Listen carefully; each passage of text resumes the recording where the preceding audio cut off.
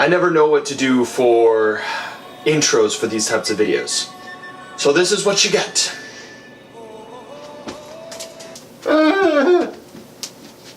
Greetings, citizens of the internet, or more specifically, those of you who are subscribed to my channel. Hi! How's it going? It's been a while since I've made one of these videos, hasn't it? So, I like to just kind of do a yearly recap and talk about just how the channel has been doing and future projects and kind of where I've been at. I used to do kind of a vlog type thing just to practice on my second channel, but I haven't been keeping up with that, mostly because life's been really busy. But first thing I want to say is thank you very much for 200 subscribers. It's really humbling to think that there are 200 people. Some of them are very much real life friends, but to think that there are 200 people that saw my videos and were just like, hey, I'm gonna subscribe. And I just wanted to say thanks. I don't normally observe mile markers, but this one came right on the end of like the yearly recap on what's been going on with the channel, and I just wanted to take a few moments to say thank you. I didn't make any big deal about what the 100 subscribers mile marker, but reaching 200 so soon is, it's more than I expected, that's for sure. I've started doing this video project with this YouTube channel as almost kind of a social experiment because it's on social media, and I just wanted to try to do stuff and just see how far it went. And 200 people, that's pretty crazy. Now I know there are YouTubers out there that have huge subscriber bases, but I'm not comparing myself to them. Me personally, I was happy being under 100. Then I got to 100, now I'm at 200. It's just great, it's fantastic. Now, I should also point out that the subscriber count is nice, but just understand my perspective on subscriber count. You see, how many people subscribe to your YouTube channel is the potential that you can have for return visitors.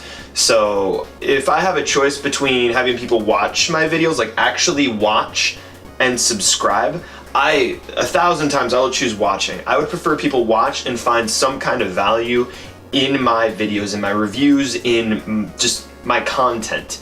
That means more to me than you probably can imagine. A subscriber count is nice. It gives you the arbitrary impression to other people that it's like, ooh, he's got so many subscribers, that means that he's really important and people like his stuff. Yes and no. See, the thing is that there's some videos that have done really well on the channel lately. Specifically, the Black Desert Online one went really well this last year. Yes, 2018 already, oh my gosh. The Black Desert Online video did really well, and that kind of brought in a lot of new people to my channel, which was really awesome, fantastic. That was really the first hit video that I've gotten. And then I did free-to-play World of Warcraft, and a lot of other people showed up for that as well. And then I did an RPG Maker rant video, which got a little bit more attention than I was expecting it to do, but I get salty, and I've been using the channel somewhat to vent that salt. And clearly that's entertainment. That's why the Angry Video Game Nerd is the thing, right? Not a big surprise in that way. But those 3 videos just on their own brought in a huge amount of traffic to my channel, which is awesome because then hopefully people come to those and then they check out my other stuff and maybe they find something they like, maybe they don't. But as an average, looking from where I was 2 years ago, where it was just like myself and just sending my video to friends being like, please watch this. I spend so much time trying to make this video and no one sees it. Going from that to regularly the videos pick up traffic because you guys are watching it. It's fantastic. There's a lot of time that I spend on some of these videos. Other ones, not so much time. The thought videos, I don't spend very much time working on those ones. Generally, that's just a raw impressions recanting what my experience was with the game. And I'm glad that people are finding that useful. I'm just like, please watch my reviews. Please, oh please, that's what I want you to watch. That's the stuff I like doing. Because reviews are the ones where I actually like flex my creative muscles and try to develop something like a product or something, and I just spend hours and hours and days. Normally I spend an entire month, the first week or 2 writing out the script for the review, procrastinating. I do a lot of that as well. And then after I write out the script, then I record the voiceover and then I get the game, then I get camera footage, and then after that I need to record the gameplay, and sometimes it's kind of tricky to get the right gameplay because then you're like, okay, I gotta follow this along, and that like discounts the fact that I'm reviewing games that I've already played the heck out of. So reviewing these games is significantly easier because I'm already familiar with them. But yeah, fantastic stuff. Thank you so much for watching my videos, and here's to another good year, 2018. So something else I'd like to kind of talk about in this video is every year that I do YouTube, I learn about something new. This year, the big thing that I learned about was actually something that I've seen from other YouTubers, which is where, how to start with this. If you understand, people tend to place a lot of value and worth in what they're working on. If you're an artist, it makes a lot of sense. You spend a lot of time painting or drawing something, and then if someone comes along and compliments it, it feels really good. If somebody comes along and insults it, it feels really bad. It's the same thing for many people that make videos. That's one of the things that I've experienced, only it's not the negative side of it yet. Normally, it takes a little bit for YouTube to turn against you, and then you have a set of very, very loyal people that are interested in watching the videos, and then you have other people that are just out there to bring you down. At this point, I've just had a lot of really positive feedback this year, and I've come to the understanding now that it's actually really easy to get addicted to that. Sometimes you hear about YouTubers that they get so addicted to making videos and uploading videos, and in this cycle of getting positive encouragement and feedback from their viewers so much that they get addicted to it. And there are several YouTubers that I heard about and I was watching last year, and it was just kind of something that I didn't understand at the time, but I do now. Some of the comments that people have left have been very flattering, and I'm very humbled to get them. The attention in general, because like growing up I was one of those kids that never really got enough attention. I got plenty. I got plenty of attention growing up, but I never got enough attention, and that's kind of the thing. And so a kid like me, if I was even more attention starved, imagine what would happen if I uploaded stuff on YouTube and it started getting attention, and then it just like continued and spiraled out of control.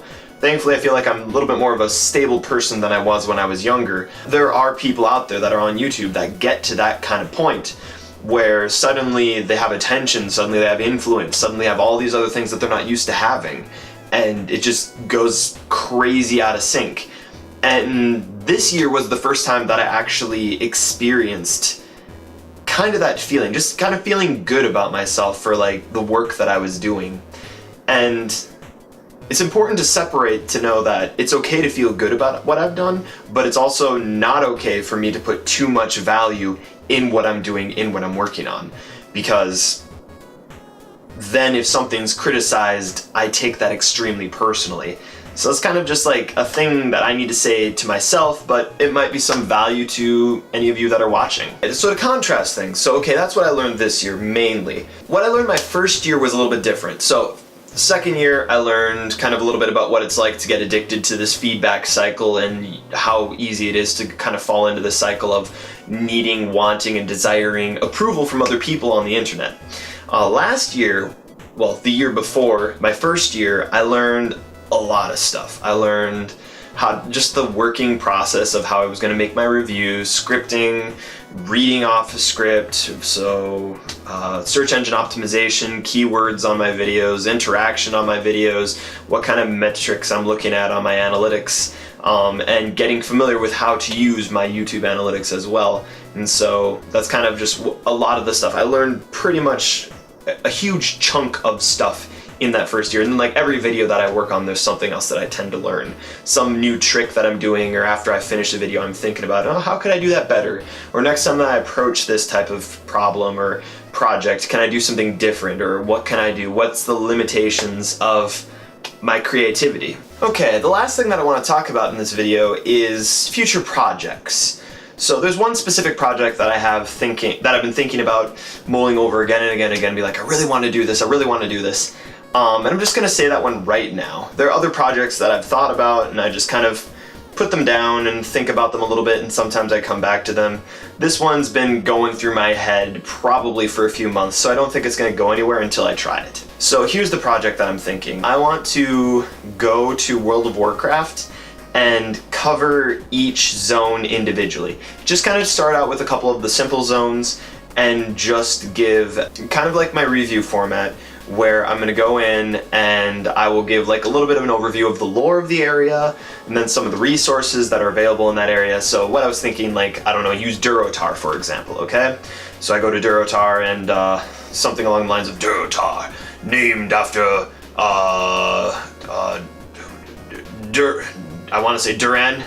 Durotar, named after the orc who was the father of Thrall, and home place of the orcs and the trolls. This is where they start. This is a level 1 to 20 area, and then like go into actual detail and then like show a general progression that you go through the area. So you start out in the Dark Sphere Trolls area, you finish your quest there, then you go along there, you go to, oh man, what's that town called? The first small town you go to, Razor Hill, I think it is, and then you go north up into Orgrimmar, and then from there, then you choose where you want to go, and then that opens up to another area. And then likewise for the orc area, you start in the bottom left, or the southwest corner of Durotar. You work your way up, same thing, kind of show where some key clustering points are where you would go to collect quests, then talk about the types of resources that are available and any other important things that might happen. So I'm just kind of thinking, I really wanted to talk more about lore in World of Warcraft, but I don't know if that's really going to be possible for me because I'm not exactly an expert on the lore.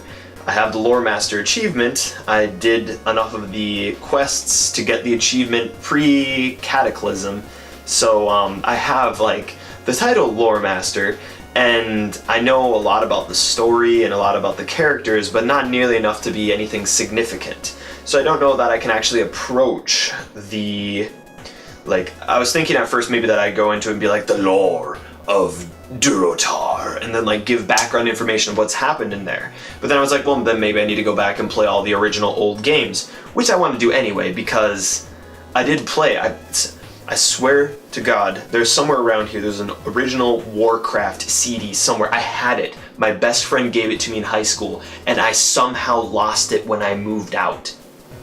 What? How? How did I lose that? It's one of the coolest things I have.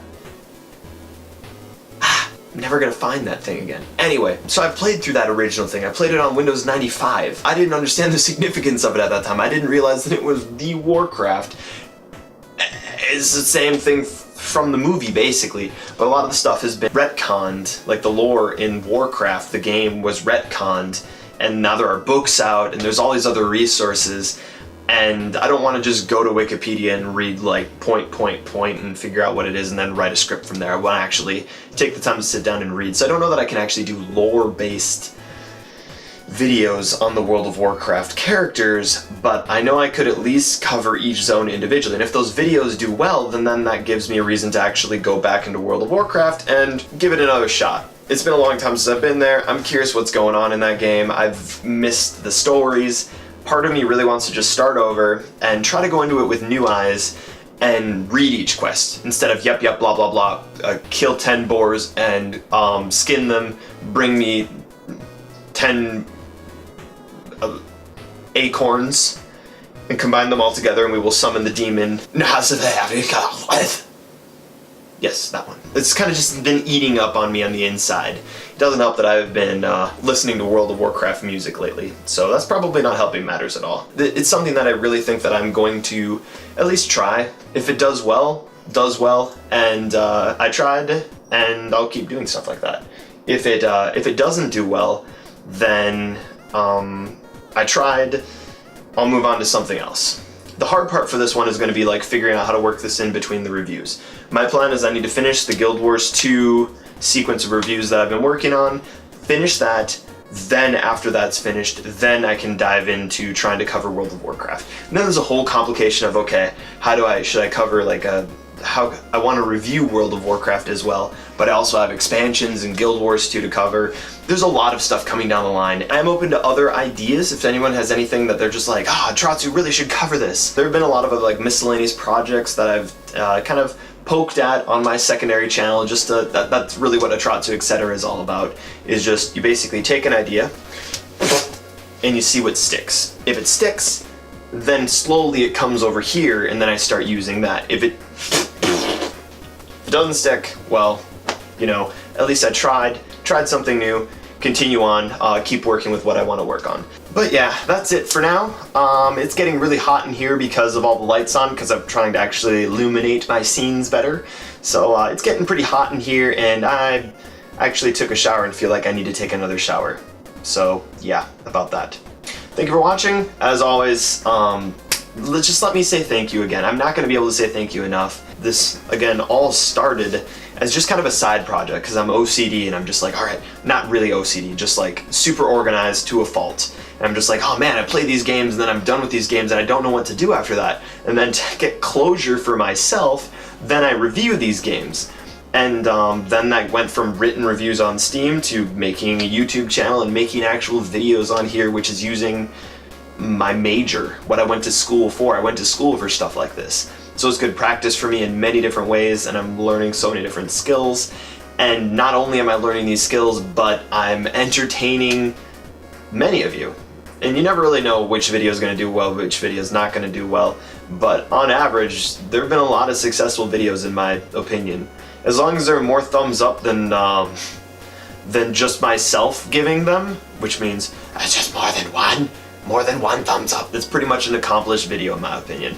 And it's not the thumbs up, it's the watch time. If I look at analytics and I see that people have actually sat through the whole video, it means a lot to me.